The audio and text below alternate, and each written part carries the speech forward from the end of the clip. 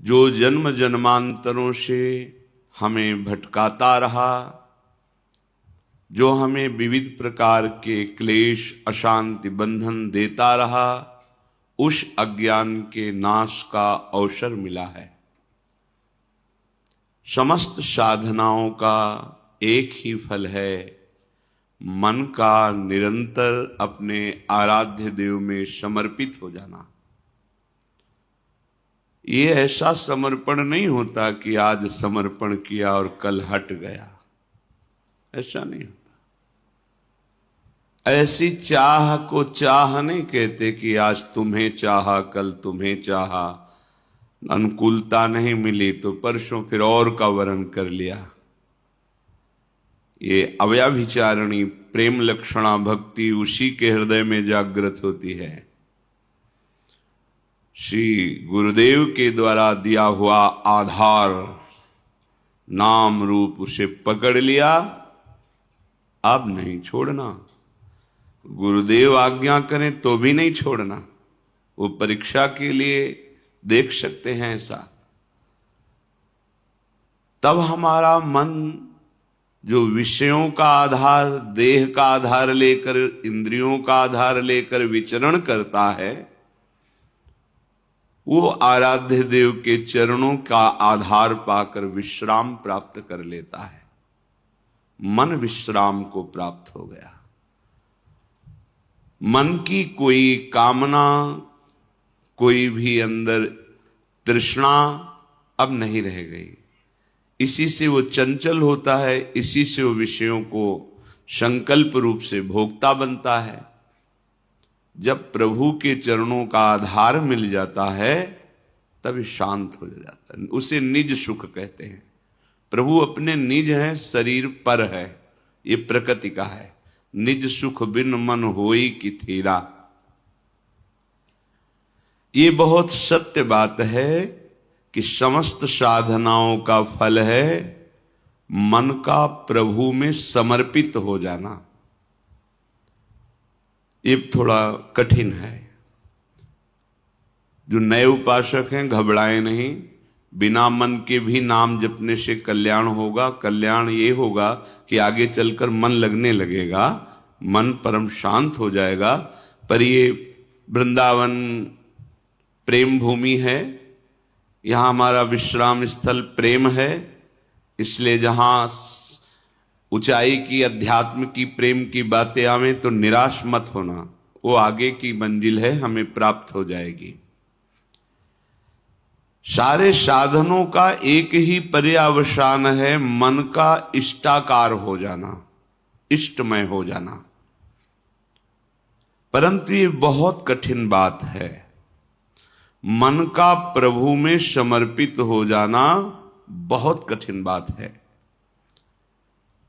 ये सर्वथा सत्य है कि मन का जब तक प्रभु में पूर्ण समर्पण नहीं होगा तब तक अध्यात्म की ऊंचाई पर, जहां काम क्रोध लोभ मोह मद मत्सर स्पर्श भी नहीं कर सकता, अर्थात स्फुरण ही नहीं होता है, उस भूमिका पर पहुंचना असंभव है जब तक मन अपने आराध्य देव में समर्पित नहीं हो जाता। बड़ी कठिन चीज है मन को रोकना। 5 मिनट मन कहीं गया ही नहीं, केवल प्रभु में डूबा रहा, बहुत बड़ी उपलब्धि है। निरंतर मन भगवदाकार है, वो तो सिद्ध पुरुष हैं। अर्जुन के सदस्य जो महाबली हैं, भगवान के सखा हैं और दिव्य हैं, वो प्रभु से कहते हैं कि मन को रोक पाना बहुत कठिन है प्रभु। इतनी सामर्थ्य है भगवान की कृपा से कि आपने चरित्र सुना, उर्वशी जी काम से प्रेरित होकर स्वागत करती हैं और वो कहते हैं माता कुंती और माद्री के समान मैं आपको देखता हूं। जैसे गुरु पर भाव होता है वैसा आप पर भाव है, आप एक शब्द भी ऐसा न निकालिए। ऐसे महापुरुष कह रहे हैं भगवान से स्वयं कि मन को रोकना बड़ा कठिन है। इतना कठिन, वायुरिव सुदुष्करम, जैसे तूफान को रोकना कठिन है, ऐसे मन को रोकना कठिन है। परंतु भगवान अर्जुन की इस बात को एकदम नकारा नहीं कि तुम ठीक नहीं कह रहे हो, कह रहे ऐसा ही है। असंशयम महाबाहो मनो दुर्निग्रहम चलम, बिल्कुल तुम ठीक कह रहे हो, ऐसा ही है। मन को रोकना बहुत कठिन है, पर ऐसा नहीं है कि उसे रोका नहीं जा सकता। कठिन है पर रोका नहीं जा सकता, ऐसी बात नहीं है। तुम महाबाहो हो, शूरवीर हो, तुम प्रयास करो, ये हम सबके लिए है। तो हम कहें कि हम तो शूरवीर हैं नहीं, देहाभिमान के कारण तुम वास्तविक शूरवीर नहीं हो। अपने स्वरूप की तरफ देखोगे तो तुम भगवद अंश हो। जो अर्जुन जी में आत्मस्वरूप विराजमान है भगवान, वही तुम्हारे हृदय में विराजमान है, बिल्कुल संशय मत करना। हम जितना शरीर और संसार से प्रीता करते जाते हैं, वैसे ही हम दिव्य शक्ति से रहित होते जाते हैं। और जितना हम इसका त्याग करके प्रभु में अनुराग, उतने हमारे अंदर दिव्यता आती जाती है। मन जो ये है, इसका निग्रह करना बड़ा कठिन। निग्रह माने रोकना, हटाना, जिन विषयों में जाता है उससे हटाना। परंतु ये वश में हो जाता है। अभ्यासेन तु कौन्तेय वैराग्येण च गृह्यते। अभ्यास और वैराग्य दो के द्वारा इस मन को वश में करने का उपाय श्री भगवान ने बताया। मन को जबरदस्ती खींचना बहुत कठिन बात है, और प्यार से खींचना थोड़ा सरल है। जबरदस्ती इसके साथ करने में चूंकि हम बराबर हारते गए हैं, इसका जीतने का अभ्यास है, ये मुझे हरा देगा। एक ही केवल उपाय समझ में आता है, अगर थोड़ा सा हमें आधार मिल जाए तो हम इसको वश में कर सकते हैं। आधार, पहला आधार सत्संग। क्योंकि जैसे हमें प्यास बढ़ती है, फिर हमें कोई दूसरी वस्तु अच्छी नहीं लगती। जल में मन लगाना नहीं पड़ता। देखिए, जब प्यास लगे तो आपको अधोटा दूध पिलाया जाए कि जल से बहुत ही कीमती है, आपको बिल्कुल नहीं, आपके मन को रुचेगा नहीं। अच्छा, जल का हम चिंतन करें, जल का हम ध्यान करें, ऐसा भी नहीं। बिल्कुल जलमय होगा मन, बस पानी चाहिए। क्यों? क्योंकि प्यास लग गई है। पहला आधार है सत्संग। हम देखते हैं कि जो एकांतिक हैं पर सत्संग नहीं सुनते, बहुत से ऐसे दोष हैं जो उनको अध्यात्म में आगे नहीं बढ़ने देते। देखा है, बहुत से ऐसी जिनको समझ नहीं पा रहे, उनकी वो कमियां हैं जो उनको अध्यात्म की ऊंचाई पर नहीं चढ़ने दे रही, और वो अहम के कारण सत्संग का सेवन नहीं करते।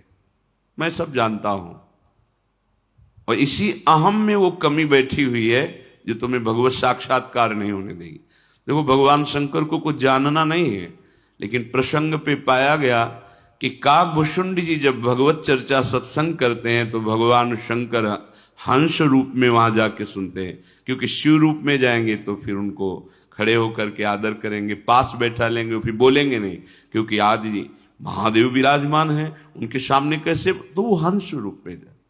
कहीं भी भगवत चर्चा हो हरि की, तो भगवान के परम प्रेमी महान भक्त जो अव्यक्त रूप से वो सुनते हैं। कहीं भी भगवत चर्चा हो, हनुमान जी जैसे परम ज्ञानी बैठकर सुनते हैं चुपचाप, गुप्त रूप में आकर के, ऐसे कि जैसे हम जान ही न पावें, ऐसे बैठ के सुनते हैं। सबसे पहला मन को रोकने का आधार है सत्संग। सत्संग क्या करता है? प्यास जगाता है प्रभु की। हमें क्यों आवश्यकता है भजन की? हम क्यों भगवत प्राप्ति करें? क्या जरूरत है? हमें जरूरत है भोजन की, रुपया पैसा की, भोग सामग्री की, पद प्रतिष्ठा की, वाहवाही की। ये असत्संग की बातें सत्संग में पूर्णतया धीरे धीरे अंदर की जो मन में बैठी हुई वो नष्ट हो जाती है और निश्चय होने लगता है कि भगवत प्राप्ति और भजन ही यही जीवन है। पहला आधार सत्संग है जो हमें प्रभु की प्यास जगाता है। बिना आधार के मन टिकता नहीं है। जब हमें सत्संग रूपी आधार मिलता है तब भक्तों से प्रियता जागृत होती है। कई जैसे उपासकों ने बाहर के प्रश्न किया कि हम श्री जी को नहीं जानते, क्या संप्रदाय है, क्या उपासना, हम तो बस आप और आपकी बात को मानते हैं। हमारे सामने आप हैं और आपकी बात है। बात बन गई क्योंकि आपने आधार ले लिया ना। और भगवान को बहुत प्रसन्नता होती दास दासोहम वृत्ति से। हरिदासों के प्रति दासत्व का भाव रख लिया जाए बहुत जल्दी। इसके बहुत सी छंदों में सेवक जी ने राधा वल्लभ भजत भज भली भली सब होए ऐसा वर्णन किया है। दूसरा आधार प्राप्त होता है भक्त प्रियता। भक्त प्रियता का तात्पर्य होता है उनके शरीर से राग नहीं, उनके द्वारा जो दिया हुआ उपासना का स्वरूप है वो प्राणों से भी अधिक प्रिय लगे। कल किसी ने एकांत में पूछा था, हम आपके हैं पर बहुत दूर रहते हैं विदेश में, ये बर्दाश्त नहीं होता, आपसे दूरी बर्दाश्त नहीं होती। अच्छा है पर उससे विवेक पूर्वक समझिए। हृदय की नजदीकी सबसे बड़ी नजदीकी होती है। शरीर की नजदीकी आपकी है और हृदय की नहीं है तो आप हमसे बहुत दूर हैं। हृदय की नजदीकी सदैव नजदीकी मानी जाती है, शरीर की नजदीकी और हृदय की दूरी बहुत दूरी माना जाता है। भक्त प्रियता, पहला सत्संग, दूसरा भक्त प्रियता। आपके हृदय में भक्त प्रियता। एक बार श्री पूज्य गोस्वामी राधा वल्लभ जी के पूर्व में किसी भक्त के यहां गए, वो बड़ा दैन्य भक्त, बहुत फूका। तो आचार्य चरण कृपा करके पधारते थे, गृह पावन करते, राधा वल्लभ लाल जी के चरणों की उपासना का भाव प्रकट करते। उन्होंने कुछ ऐसे नाम मात्र की भेंट दी, चरणों में रोए। तो एक शिष्य थे जो बहुत धनी मानी थे, तो उन्होंने एकांत में 1 लाख स्वर्ण मुद्राएं रखी और कहा, महाराज जी मुझे अच्छा नहीं लगता कि आप ऐसों के घर में जाएं, ये मुद्राएं रखिए, जब जितना आदेश करेंगे भेजते रहेंगे, ये हमारे गुरुदेव वैसे नहीं। उनका तो तुम समझते हो हम धन लेने के लिए इनके घर आए, उठाओ, आज के बाद कभी सामने मत आना, हम भाव ग्रहण करने आते हैं, धन उठाओ, हमारे पास राधा वल्लभ लाल रूपी धन, हटाओ इसको, कभी सामने मत आना हमारे। क्या उन्होंने गलत कहा था? वो धनी थे, उनको था कि शायद ऐसा नहीं, गलत सोच अंदर की है। गुरुदेव आपकी वस्तु है, आप कृपा करके स्वीकार कीजिए, ये तो चलता है, लेकिन आप उसके यहां नहीं जाइए। और ये तो दासता हो गई ना, तुम स्वामी हो गए ना आज्ञा करने वाले, धन के बल से ये अभिमान झलका ना, निकलो यहां से, तुरंत निकलो। बड़ा सूक्ष्म है भगवत मार्ग। नाहरमल जी महाराज देखा कि अपने पीताम्बर में सूखी लकड़ियां आचार्य चरण स्वयं बीन करके वृंदावन की लताओं से प्यारी जू के लिए रसोई अमनिया करते हैं। देववंश से आए हुए थे राजघराने के। उनका प्रभु अच्छा नहीं लगा आप लकड़ी बिन रहे, ये हम धीमर से करवा देंगे, आप विराजिए। यद्यपि उनके अंदर सुख देने की भावना है, पर प्रधान वृत्ति धन होने के कारण अगर ये कह देते कि प्रभु आप विराजिए, मैं बीन करके एकत्रित करता हूं, ये सेवा का सौभाग्य मुझे दीजिए, तो बहुत प्रशंसनीय बात। लेकिन धीमर से करवा देंगे। महाप्रभु ने कहा, विशुद्ध संतों की, रसिकों की कृपा से मुझे महारानी जी की सेवा का सौभाग्य मिला। श्री जी की सेवा को तुम हे देखते हो, धीमर से कर, आज के बाद मैं तुम्हारा त्याग करता हूं। खूब रोए, श्री जी से प्रार्थना की। जब श्री जी ने आदेश किया तब फिर क्षमा किया। भक्तों के संग का निर्वाह करना बड़ा कठिन होता है, क्योंकि भक्त का संग का जब रंग चढ़ेगा तो वो अपने स्वामी के दरबार में ले जाने लायक बनाएंगे। और यही दरबार दीन को आदर रीति सदा चली आई। हमारे मालिक के दरबार में दैन्य का प्रयोग होता है, हम का नहीं, दीनता। जेहि दीन पियारे वेद पुकारे द्रवहु श्री भगवान। जिनको दीन प्यारे हैं तो संत जन क्या करते हैं? तुम्हारे अंदर के अहंकार को नष्ट करते हैं। अब जब अहंकार पर चोट पड़ी तो जैसे सांप की पूंछ पे पैर रख जाए तो फन, ऐसे अहंकार उड़ता है। तो हम दूसरी जगह देख लेंगे। और जहां वो दूसरी जगह खड़ा दिखाई दिया, गया, मार्ग गया। अब नहीं, सब जगह से भाग करके एक ही उपाय है, महारानी की शरणागति। सब जगह से खुला मार्ग है, लेकिन इनकी शरणागति की पुष्टता रसिकों से। अगर कहीं पंक्ति से बिलग हो गए तो अब कहीं के नहीं रहोगे, क्योंकि आधार अब मन का आपका अहंकार होगा। वो अहंकार आपको नष्ट कर देगा, किसी काम का नहीं रखेगा। किसी ने पूछा था हमसे, धनी थे, कि हमारी वृत्ति रही है बहुत दान देने की, हम क्या करें, क्योंकि उसके कारण बहुत लोगों का सानिध्य रहता है। बोला उसको उठा के यमुना जी में फेंक दो, जितने से तुम्हारी नमक रोटी चले उतना रख लो, देने लायक तुम मत रहो, क्योंकि ये देने की तुम्हारी अहंकार वृत्ति सतमार्ग से तुम्हें विचलित कर देगी, भगवत मार्ग से विचलित कर देगी। नहीं माना। भगवत प्रेमी महात्माओं का संग करने के लिए दैन्यता चाहिए, और दैन्यता भी ऐसी कि देने की स्मृति भी ना रहे। देने की स्मृति भी न रहे, मैंने कुछ दिया है, और एहसान माने कि मेरी मानी हुई मान्यता को इन्होंने स्वीकार कर लिया। अहो भाग्य, जिसे मैं ढो रहा था उसको इन्होंने मिटा दिया। जब भक्त संग होता है, इसके बाद उसको प्रेम का आधार मिलता है। क्या? नाम में प्रीति, रूप में प्रीति, लीला में प्रीति, प्रभु की सेवा में प्रीति। अब जैसे उसे ये आधार मिला तो फिर मन लगाना नहीं पड़ता, स्मरण प्रारंभ हो जाता है। पर आधार आपका एक एक कदम सुदृढ़ होना चाहिए, फिसलना नहीं चाहिए। जो तुम्हारे अनुकूल बर्ताव करे सदैव, तो आप निश्चित समझ लेना आपका दरबार में प्रवेश नहीं होगा। बात समझ लो हृदय से, आपका कल्याण नहीं होगा, क्योंकि जगत में यही तुम्हें मिलता रहा है, उसी से तुम्हारा मलिन अहंकार पुष्ट हुआ है।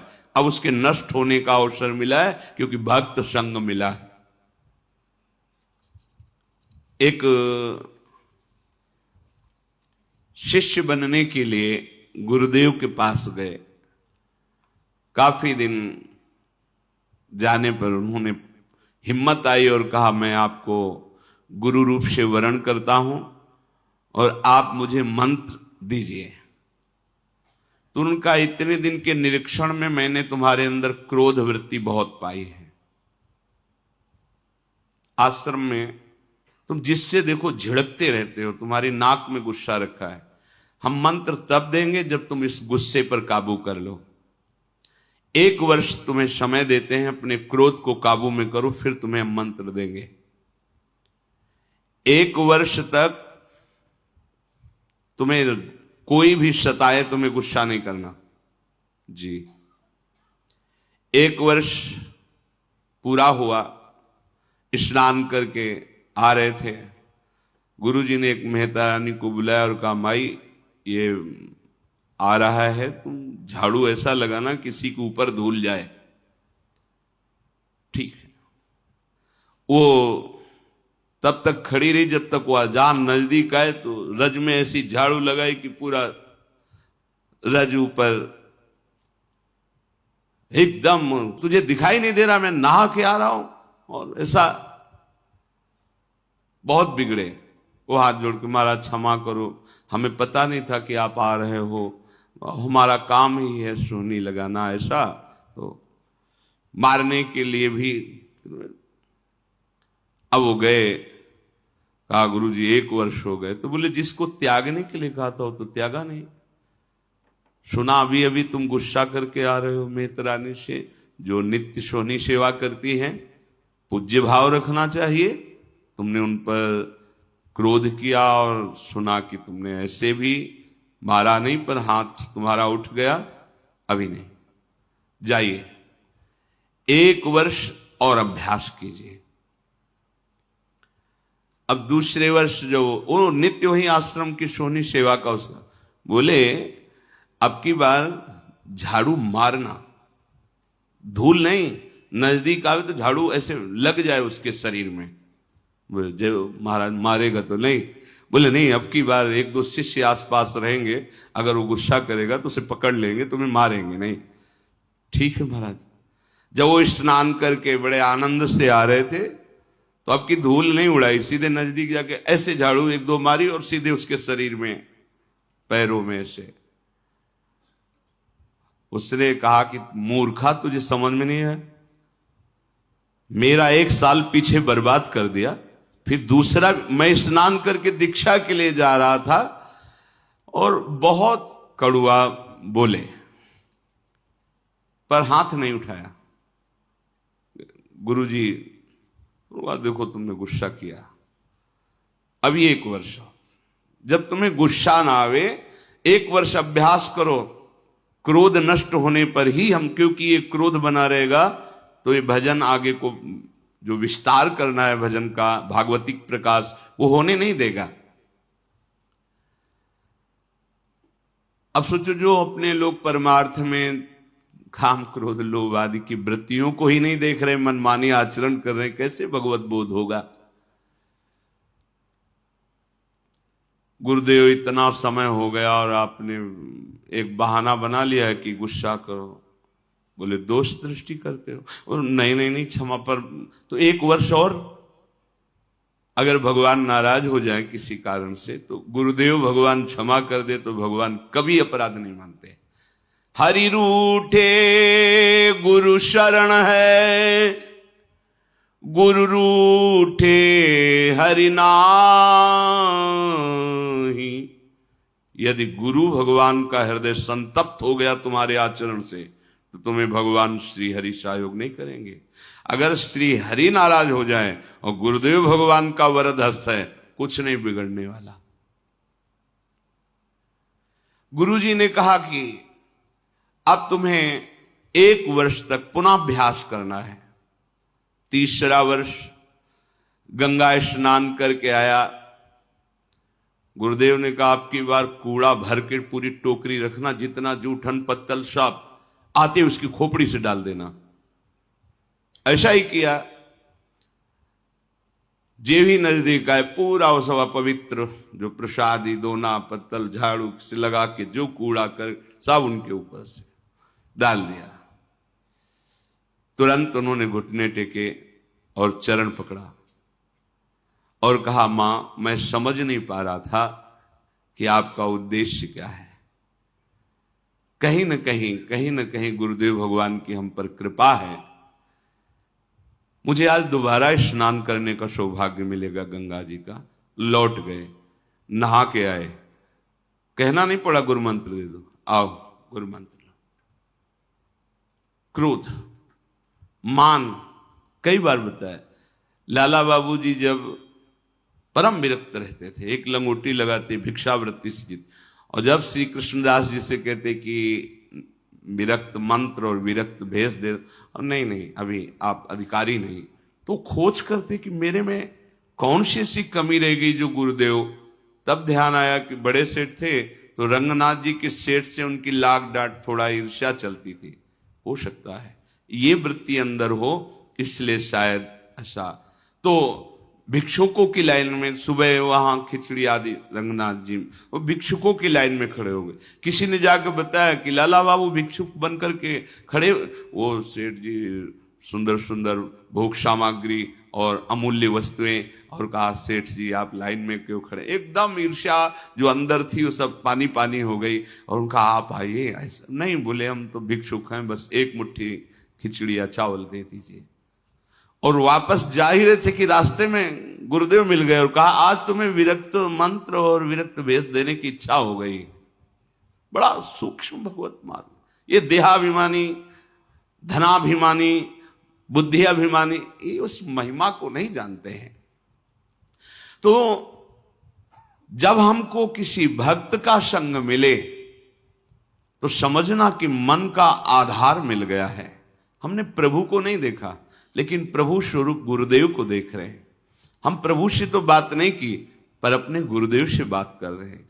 प्रभु की आज्ञा को तो हम नहीं समझ पाए, क्योंकि गीता, भागवत, वेद सब भगवान की आज्ञा है, पर हम गुरुदेव की आज्ञा पर चलते हैं। तो इनकी कृपा से ज्यादा प्रयास नहीं करना पड़ेगा, मन स्वाभाविक लगने लगेगा। साधन का उपदेश उसी के ऊपर रंग लाता है जो उनकी आज्ञा के अनुसार चलते। सुनते तो सब हैं, ध्यान रखना, रंग उसी के ऊपर। एक एक शब्द बहुत कीमती होता है। जब संत महात्मा बोलते तुम उसे ऐसा मत समझना कि इनका नशा है बोलना, एक एक शब्द बस पकड़ लो, ये परमार्थ है। एक एक शब्द पर ध्यान दो। अगर तुम उसे उपहास में ले लोगे तो कहते ही रहते, तो माया घसीट के वहां खड़ा कर देगी। अब ना पीछे के रह गए, जो मंत्र जपते थे वो नहीं चलेगा, क्योंकि तुमने दूसरा मंत्र ले लिया, और जहां मंत्र लिया वहां अपराध बन गया, अवज्ञा बन गया। अब ये भी नहीं चलेगा। होगा क्या? विषय चिंतन और लोक रिझावा, खत्म, परमार्थ खत्म। अध्यात्म यहां प्रकाशित होता है। गुरु आज्ञा से चलो, आपको मार्ग अंदर दिखाई देगा, शुद्ध दिव्य मार्ग, ये मार्ग चल रहे हैं। यदि आज्ञा का पालन नहीं किया तो एक शब्द याद रखो, तुम्हारा स्खलन हो जाएगा। स्खलन होता है गिर जाना, तुम पतित हो जाओगे, गिर जाओगे। ये मार्ग ध्रुवदास जी ने लिखा है कि यद्यपि घरनी अति बुरी, पति नहीं छाणत ताय, देखत ही पर पुरुषम तजत ही वाय। पत्नी बहुत कड़वे स्वभाव की है, बड़ा रुद्र रूप रखती है, अनुकूल व्यवहार नहीं करती है, पर वो किसी और पुरुष की तरफ आंख उठा के नहीं देखती। कभी पति उससे त्याग नहीं सकता। लेकिन बहुत मधुर व्यवहार करती है, बहुत मृदु मीठा बोलती है, सामने आने पर बड़ा सम्मान करती है, लेकिन पीछे आचरण उसके पर पुरुष से जिस दिन उसको पता चलेगा, उसी दिन उसके हृदय से बात खत्म हो जाएगी कि ये मेरी बात। बस ऐसे ही हमारे गोपाल जी की, हमारे प्रभु की रीति है। मन वचन कर्म से प्रभु के अनन्य होकर एक भरोसो, एक बल, एक आश विश्व। अगर कहीं दिखाई दे गया कि दूसरे का आश, बस भी बहुत लंबी यात्रा है, आप मंजिल नहीं प्राप्त कर सकते। तो एक शब्द याद रखिए कि आज्ञा पालन न करना अर्थात अपने मार्ग से स्खलित हो जाना है। भक्ति साधन को मामूली साधन मत समझो। जो महाप्रेम प्रकट करके भगवान को अधीन कर दे, उसके लिए सिर्फ तुम्हारी अनन्यता की परीक्षा होगी। ध्यान रखना, सिर्फ अनन्यता की। आप अनन्य। हितोत्सव की बधाई में शब्द श्री जी ने निकाला था अंदर से कि निकुंज में बधाई बट रही, तो निकुंज है, यहां भी एक बधाई सुन लो। यदि इनके सिवा तुम्हारे हृदय में अन्य आश्रय नहीं हुआ तो बधाई पक्की आखिरी जन्म। तो आपको लगता है हवा में बोल गए। एक दिन टटिया स्थान के एक महापुरुष बहुत प्रसन्न थे। उन्होंने कहा आज जो आ जाएगा, जो मांगेगा वो दे देंगे। संतों की मौज होती। बिहारी जी की ऐसी लीला एक भी व्यक्ति नहीं गया उस दिन। एक भी, और आराम से बैठे